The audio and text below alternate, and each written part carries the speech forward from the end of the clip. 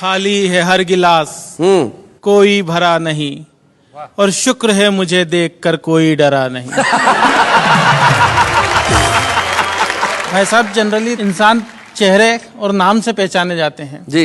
मैं विश्व में पहला ऐसा व्यक्ति हूं जो केवल अपने दांतों से पहचाना जाता है। क्योंकि अंधेरे में केवल यही चमकते हैं। चलिए यहीं से शुरुआत करता हूं कि एक बार बिना कुछ लिखे हम मंच पर जाकर चीखे कि मैं भ्रष्टाचार मिटा दूंगा, इन घूसखोरों को धूल चटा दूंगा, मैं करूंगा सही और गलत में पूरी ईमानदारी से भेद, और तब तक चैन से नहीं बैठूंगा जब तक नहीं कर दूं इस काले धन को सफेद। अच्छा, बहुत अच्छे। तभी पब्लिक में से एक खड़ा होकर बोला, भाई साहब रुकावट के लिए खेद, आपके कथन में ये भेद, इस काले धन का जो करना हो करना बाद में, पहले अपने आप को कर लो सफेद। बहुत अच्छे संजय। मंच से काफी बड़े बड़े कवि बैठे हैं, मेरा सौभाग्य के इस मंच पर आके इनके सामने कविता पाठ कर रहा हूं। तो कई प्रकार की बातें हुई मंच से, नेताओं के बारे में भी हुई। आपकी नाग पंचमी पर जब दिखाई नहीं दिए नाग और सपेरे, तभी घर पर आए एक पड़ोसी मित्र मेरे। मैंने कहा क्या हाल है? वो बोले कि नाग पंचमी के पावन पर्व पर लगता है नागों का पड़ गया अकाल है, अब आप ही हमारी इस समस्या का समाधान कीजिए, हमारे अच्छे पड़ोसी होने का सच्चा परिचय दीजिए। नाग तो हमें मिले नहीं, इस बार आप ही दूध पी लीजिए।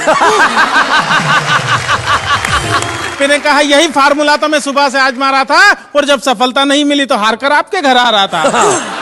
हमारी सारी बात हमारे पड़ोस में रहने वाला हमारा एक नेता मित्र सुन रहा था, जो कई दिनों से चुनाव के सतरंगी सपने बुन रहा था। उसने अपने घर का दरवाजा तत्काल खोला, हम कुछ बोले उससे पहले ही वो बोला कि मुझे बहुत दुख है कि आप दोनों एक दूसरे के पड़ोसी होते हुए भी एक दूसरे के दुख में शामिल नहीं है, और मुझे लगता है कि आप दोनों इस दूध के काबिल नहीं है।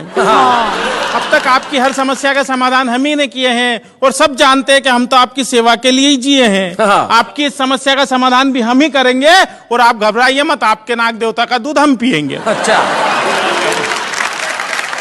मैं समझ गया नेताजी का दूध के प्रति लगाव। दरअसल आने वाले हैं कुछ दिनों बाद चुनाव। क्या बात है। मैं भी मौका नहीं चुका, और नेताजी इससे आगे कुछ न बोले, इसलिए एक पल भी नहीं रुका, और दूध से भरा हुआ प्याला नेताजी की ओर बढ़ाया।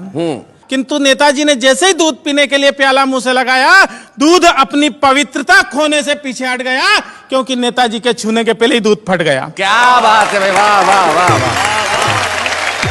नेताजी के छूने के पहले ही दूध फट गया। हमने कहा नेताजी ये तो सब आपकी राजनीतिक शतरंज के चुनावी पासे हैं, और आप दूध के नहीं इस देश की जनता के खून के प्यासे हैं। वाह वाह वाह वाह, बहुत अच्छा, बहुत बढ़िया। मंच से ससुराल के बारे में भी बात की गई। मेरे जन्म ने नई नई समस्याओं को जन्म दिया भाई साहब। तो मेरे जन्म के तुरंत बाद एक चिंता मेरे बापू को सता रही थी, क्योंकि मेरे भविष्य से ज्यादा उन्हें मेरी शादी की फिक्र खा रही थी।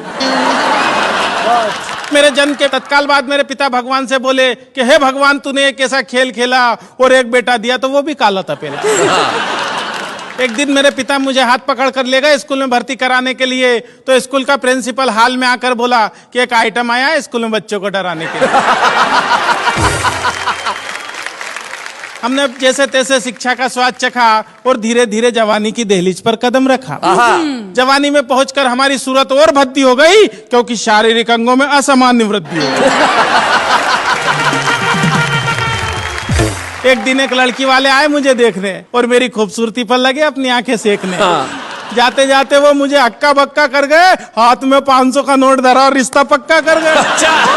मैं गया तोरण के पास, तो आरती की थाली लिए खड़ी हुई थी मेरी सास। ससुर जी बोले जमाई जी पैदल ही आए हो, घोड़ी नहीं लाए हो? मैंने कहा ससुर जी घोड़ी की किस्मत जाग गई, और मुझे देखा तो वो भी डर के भाग गई। शादी के बाद का दृश्य तो और भी कमाल था। डर के मारे मेरा बुरा हाल था। मैंने जैसे ही पत्नी का घूंघट उठाया तो वो मुझे देखकर मुस्कुराई, न डरी न चीखी न चिल्लाई। अच्छा। उसकी मुस्कुराहट देखकर मेरे भी मन का खौफ भगा, और मैंने पूछा क्या बात है, तुम्हें मुझे देखकर डर नहीं लगा? पत्नी बोली मैं एक नहीं दो नहीं पूरे 7 जन्मों के लिए आपसे बंधी हूँ, और डरने की क्या बात है, मैं तो जन्म से ही अंधी हूँ। तो भाई साहब इस प्रकार की घटना घट जाती है मेरे साथ में। मैं कहना चाहता हूं बात ही बात में, ये बात हर कोई नहीं जानता है। दरअसल देश के नेताओं में और हम में बहुत समानता है। अच्छा। हम दोनों जग से निराले हैं, फर्क बस इतना है कि हम तन के और वो मन के काले हैं। क्या बात है, वाह वाह वाह, मन के काले हैं।